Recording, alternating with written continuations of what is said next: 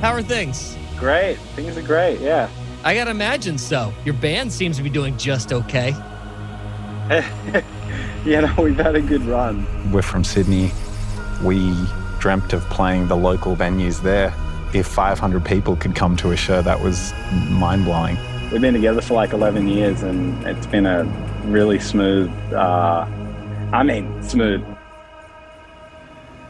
We weren't sort of, the best of friends anymore. And we were running ourselves into the ground. And we stopped communicating with each other, I feel. If we were to sustain the way we were going, we had to change some things. Hey there, I'm John. I'm Tyrone. And I'm James. And we're RÜFÜS DU SOL.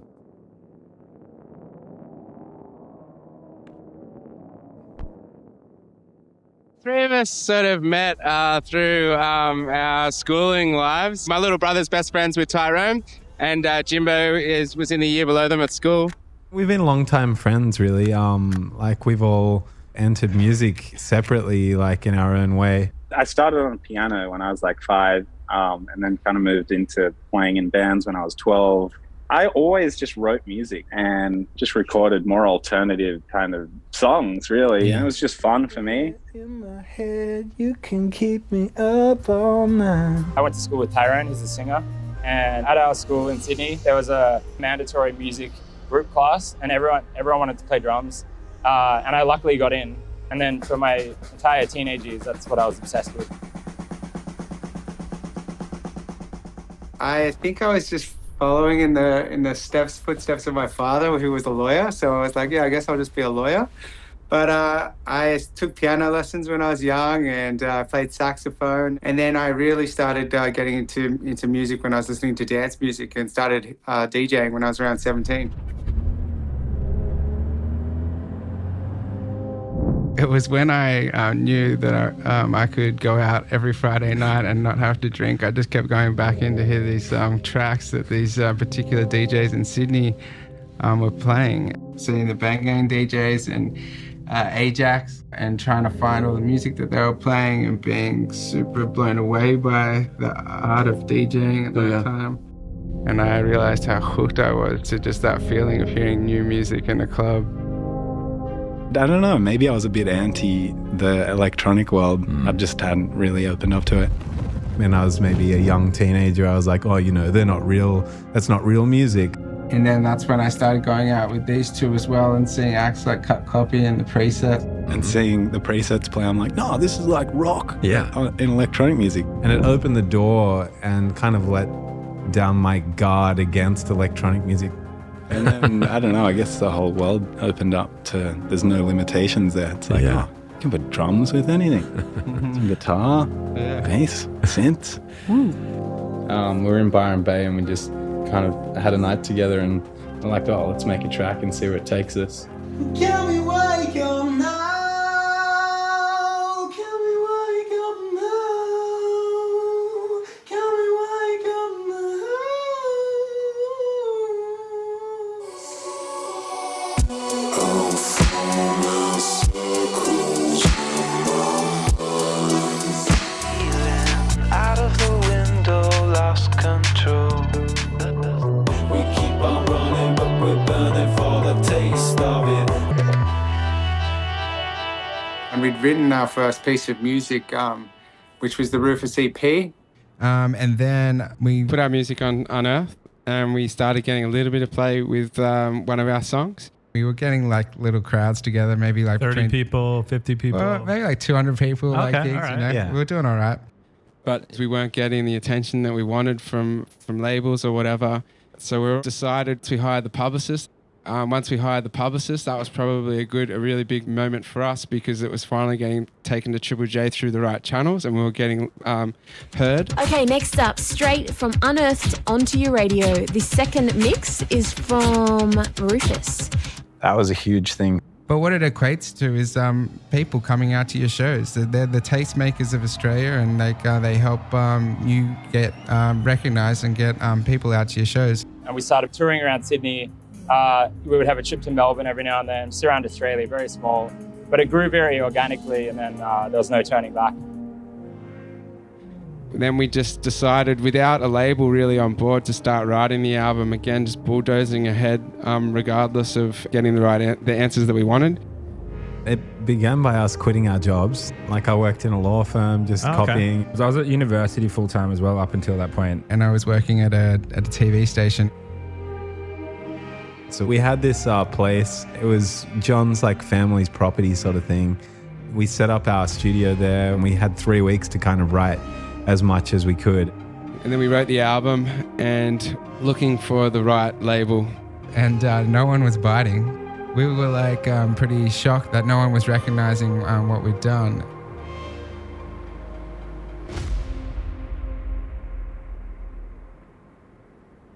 And that's when we met Ajax. This was the first time that we sort of got that sort of feedback from someone that we really respected. This is just the start of something great for you guys, and I really believe this is going to really take off from here. And we signed the deal, and sadly a week later we got the call in the morning, found out the guy who believed in us had passed away. And obviously this is hugely sad for these guys as well, and for us. So we went through this really sad period discussing what was going to happen, but they just showed complete confidence and honored everything that Adrian or Ajax wanted to do with us. This one goes out to Ajax, though, who sadly couldn't be here right now. We made plans with him 2 years ago, but yeah, this goes to him. Thank you so much. And we really took off from there.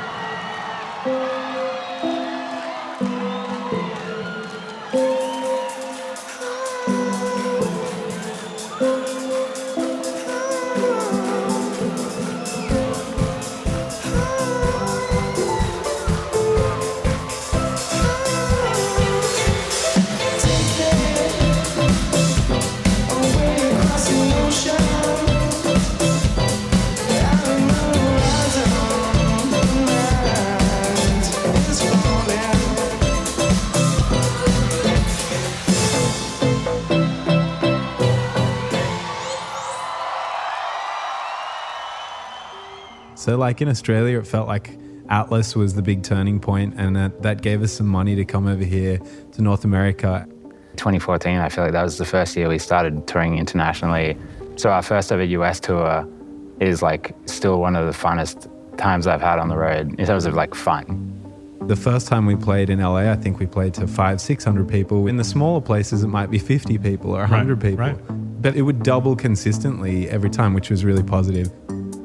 Must also point out another good thing that really helped us get to that point. We let electronic duo called Odessa come and support us in Australia, and they did the same vice versa for us in America.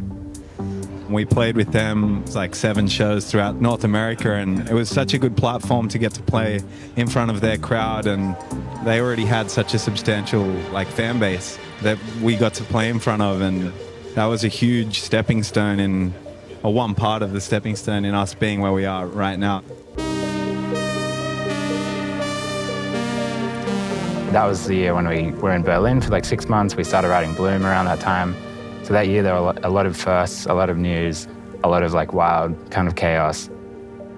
The momentum was just mainly mind-blowing in America and in Australia. And that's where everything started to get super exciting for us. Coachella, you feeling out there tonight? That was always like, you know, one of the unique or fun things that we like to do is to write down goals every year. And for the first 4 years, you know, the band's like start, we'd always written like we want to be playing Coachella, and we finally got that opportunity at that point. It felt like that Gobi set in 2016 was a really big turning point for us. I think up until that point we'd been growing, you know, pretty organically, and then I remember we had no expectation of what to expect for that set, and then just all these people turned out in droves. And it was at like 9:30. It was a perfect slot for us. It was just from front to back, it was packed and everyone was smiling, and I honestly don't believe that most of those people in that tent knew who we were. That first weekend, we all unanimously picked that as our favorite show of our career.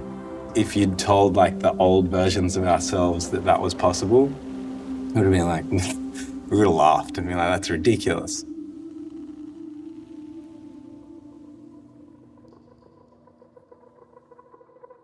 At that point in time, you're constantly pinching yourself. It's like such an amazing thing. It's like consistently like the next thing that like slightly bigger offer.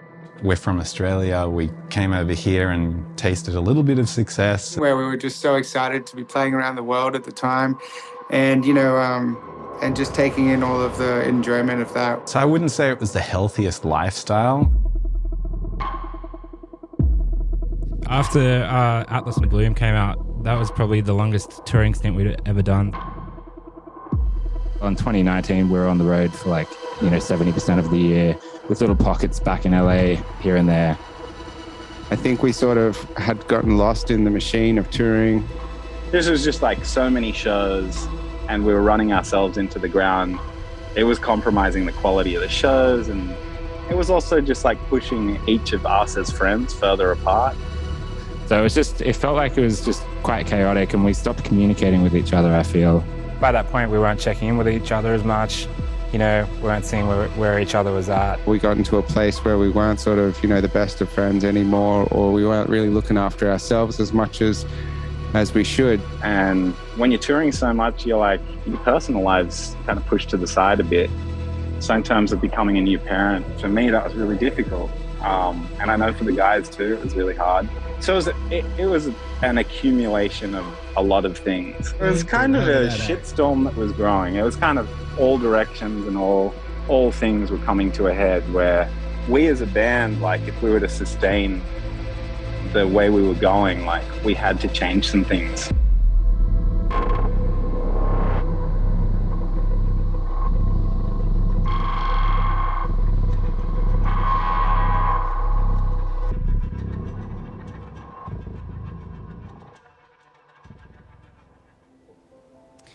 We were on tour basically to set the scene when we had a bunch of touring already locked in for the year. And as we found out with the rest of the world, it wasn't going to be the case. We were going to be able to keep our commitments.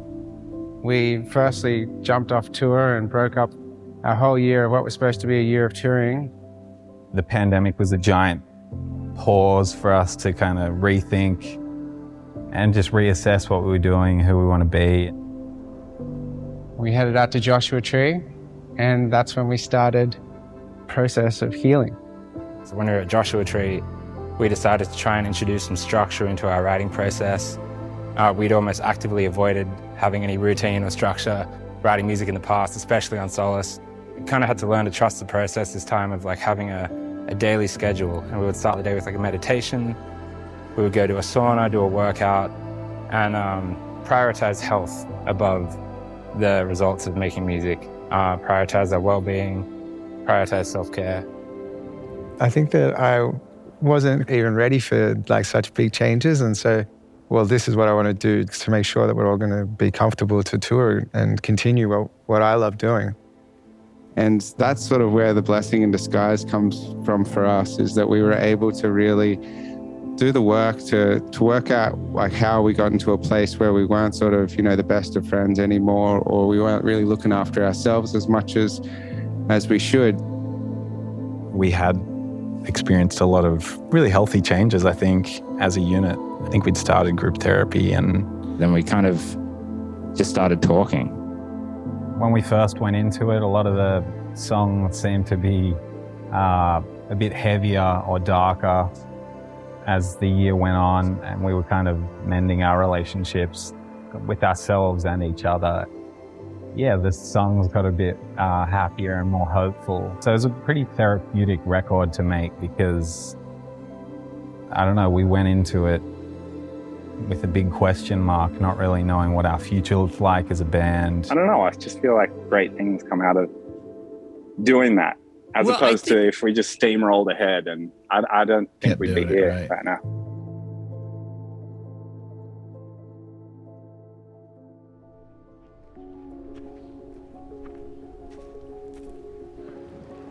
Before Ziggy, my son, was born, we were on the road for 2 to 3 months at a time. Financially, it just makes more sense as a band to have a block of touring, and you do it and dive in, cover a big territory, I guess. Now it would look like touring for 4 weeks and then coming back for a week. There's just more space between where we can kind of reset our clock, reconnect, get in the studio. And me just being a dad, I wouldn't have known what I was missing out on. I would have been on the road being like, yeah, I'm a great dad. And realistically, I wouldn't have been in my son's life nearly as much. And it's been a big gift that I get to wake up next to him and, you know, like hang out and then go make music with my friends.